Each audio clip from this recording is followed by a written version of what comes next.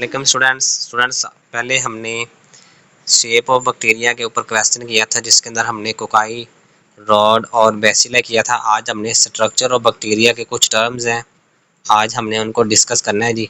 तो ये एमसीक्यू के पॉइंट ऑफ व्यू से बहुत इंपॉर्टेंट है, लेकिन एनटीएस आपको पता है क्वेश्चन उठा रही है, तो हो सकता है कि आपको ये क्वेश्चन भी आ जाए कि right a note on structure of bacteria, bacteria की साख के ऊपर नोट लिखें। तो हमने ये इसकी चीज़ें लिखनी है, ठीक है। तो सबसे पहले देखिए कैप्सूल जी। जो हमारे पास ज़्यादातर बैक्टीरिया की स्पीशी है ना बेटा, तो वो क्या करेंगी, वो एक जेली सी खारिज करती हैं, स्टिकी लेयर खारिज करेंगी और वो क्या करेगी, इसके सेल वाल को घेर लेती है। उसको हम क्या कहेंगे, कैप्सूल कहते हैं, ठीक है। Many species of bacteria, bacteria की ज़्यादातर जो स्पीशी होंगी वो प्रोड्यूस करती हैं स्टिकी, एक जुड़ने वाला जेलेटिनियस लेयर, जेली की तरह की एक लेयर पैदा करेंगी। और वो किससे मिलकर बनी होती है, पॉलीसेकेराइड से। अराउंड द सेल वाल, वो क्या करेगी, अपने सेल वाल के बाहर खारिज करती है। हम उस लेयर को कैप्सूल कहते हैं, ठीक है। आगे ये एमसीक्यूज भी है कि स्पाइरल जो होते हैं वो do not secrete capsule, spiral shape जो बैक्टीरिया वो कैप्सूल खारिज नहीं करेंगे, ठीक है। तो ये आपने एमसीक्यू के तौर पर लगा लेना है। इसके बाद हमारे पास आगे जी ग्लाइकोकैलिक्स। कुछ ऐसे कैप्सूल अगर हमारे पास लूजली अटैच हो बैक्टीरिया के सेल वाल के साथ, loose layer of capsule is called glycocalyx. वो जो कैप्सूल था वो क्या था, मजबूती के साथ जुड़ा था, फिर्मली अटैच होता है। लेकिन अगर लूज लेयर ऑफ कैप्सूल आ जाए तो इसका नाम क्या होगा जी, ग्लाइकोकैलिक्स।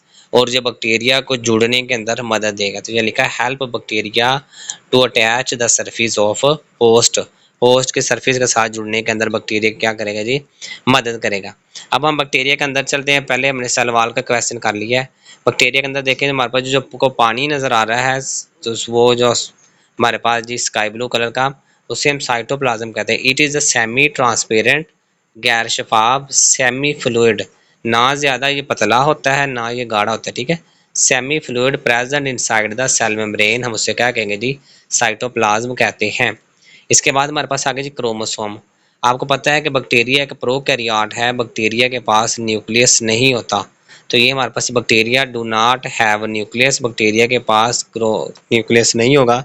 लेकिन बैक्टीरिया के पास ना क्रोमोसोम मौजूद होता सिंगल क्रोमोसोम है, ठीक है, एक ही क्रोमोसोम होता है। तो bacterial chromosome present in the cytoplasm. आपको जो ब्लू कलर के अंदर नजर आ रहा है, पर्पल कलर के अंदर, तो यहाँ पर ये लिखा बैक्टीरिया का जो क्रोमोसोम होता है वो साइटोप्लाज्म के अंदर मौजूद होता है और इसको हम न्यूक्लियाइड भी कहते हैं। आगे प्लाज्मिड, ये बड़ा इंपॉर्टेंट है, एमसीक्यूज आपने करना है जी। प्लाज्मिड हमारे पास क्या है जी, एक्स्ट्रा क्रोमोसोमल रिंग है। क्रोमोसोम के अलावा एक रिंग मौजूद होती है। डायग्राम में आपको नजर आ रहा है, पिल्लाई के साइड के ऊपर लिखा प्लाज्मिड कि हमारे पास it is extra chromosomal ring of DNA, DNA की एक रिंग होती है जो क्रोमोसोम के अलावा होती है, ठीक है। It have few gene not involve in bacterial growth, इसका बैक्टीरिया की ग्रोथ के साथ कोई ताल्लुक नहीं है, ठीक है। और इसके अंदर बेटा ऐसी जीन होती हैं जो ड्रग रेजिस्टेंट होती है। मतलब ये कि हम कहते हैं एक बंदा बीमार हो गया है, हम उसको मेडिसिन देते हैं, लेकिन वो जो मेडिसिन जब अंदर जाती है ना, तो बैक्टीरिया का ये जो प्लाज्मिड है ना, उस दवाई के असर को ख़त्म कर देते हैं, ठीक है। इसी वजह से पेशेंट को होता है जो वो दवाई से आराम नहीं आता, हम उससे हैवी जो डोज है नेक्स्ट जनरेशन की दवाई फिर कस्टमर को देते हैं। तो यहाँ पर लिखा है जी, it contain drug resistant gene, plasmid के पास ड्रग की जो कुव्वत मुदाफ़ियत उसके खिलाफ रखने की जीन होती है। तो ये भी एमसीक्यू बताता है, it is very important use in the genetic engineering, ये जेनेटिक इंजीनियरिंग के अंदर इसको इस्तेमाल किया जाता है। अक्सर हम इंसुलिन ग्रोथ हार्मोन वगैरह पैदा करने के लिए ना हम प्लाज्मिड को इस्तेमाल करते हैं जी। तो इसको आपने अच्छे तरीके से याद करना है जी। इसके बाद हमारे पास जी राइबोसोम। राइबोसोम आपको पता है ये प्रोकैरियोट के अंदर यूकैरियोट दोनों में पाए जाएंगे, लेकिन प्रोकैरियोट बैक्टीरिया के जो क्रोमोसोम होते हैं वो जानवरों के या पौधों के राइबोसोम से छोटे होते हैं। तो यहाँ पर लिखा है it is made up of protein and RNA, ये प्रोटीन और आरएनए से मिलकर बने हैं। और आगे लिखा it is associated with protein synthesis, ये प्रोटीन बनाते हैं। अब ये भी लिख सकते हैं राइबोसोम मेड प्रोटीन, राइबोसोम क्या करते हैं, सेल के अंदर प्रोटीन बनाते हैं। आगे इंक्लूजन बॉडीज, इंक्लूजन बॉडीज होता क्या जी। अब देखें बैक्टीरिया एक ना ऐसे माहौल में रहता है जहाँ पर खुराक की कमी होती है, ठीक है, बहुत ज़्यादा बैक्टीरिया होते हैं। तो बैक्टीरिया क्या करेगा, जो उसके पास खुराक मौजूद है उसको अपने अंदर जमा कर लेता है, ठीक है। और वो खुराक ग्लोब्यूल्स ऑफ स्टार्च, वो स्टार्च भी हो सकती है, वो खुराक भोजन भी हो सकती है, वो खुराक लिपिड भी हो सकती है, ठीक है। तो यहाँ पर लिखा ग्लोब्यूल्स ऑफ स्टार्च, स्टार्च के ग्लोब्यूल्स या फिर ग्लाइकोजन के या फिर लिपिड के in the cytoplasm is called inclusion bodies. आगे हमारे पास है ना वॉलेटिन, ये अपने एमसीक्यू के तौर पर कर लेना है। वॉलेटिन the droplets of the phosphate है, ये फास्फेट के ड्रॉप है जिसको इस्तेमाल किया जाता है रंगने के अंदर। आगे हमारे पास जी सेल मेम्ब्रेन। अब बैक्टीरिया की जो सेल मेम्ब्रेन है ना, सेल वाल के अंदर वाली साइड पर होती है। Cell membrane is boundary layer of bacterial cell. आगे ये बड़ी दफ़ा एमसीक्यू आया सेल मेम्ब्रेन का।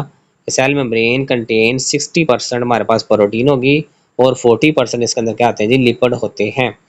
Phospholipid molecule are arrange in two parallel layer called phospholipid.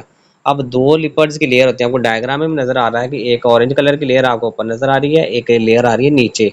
अब इसको फास्फोलिपिड इसलिए कहते हैं क्योंकि इनके साथ फास्फेट ग्रुप जुड़ा होता है। तो फास्फोलिपिड मॉलिक्यूल यहाँ पर लिखा है arrange in parallel two layer के अंदर called phospholipid. Protein are arrange at the globules at inner and outer of the membrane. तुम्हारे पास जो प्रोटीन होती है वो भी इसके अंदर मौजूद होगी।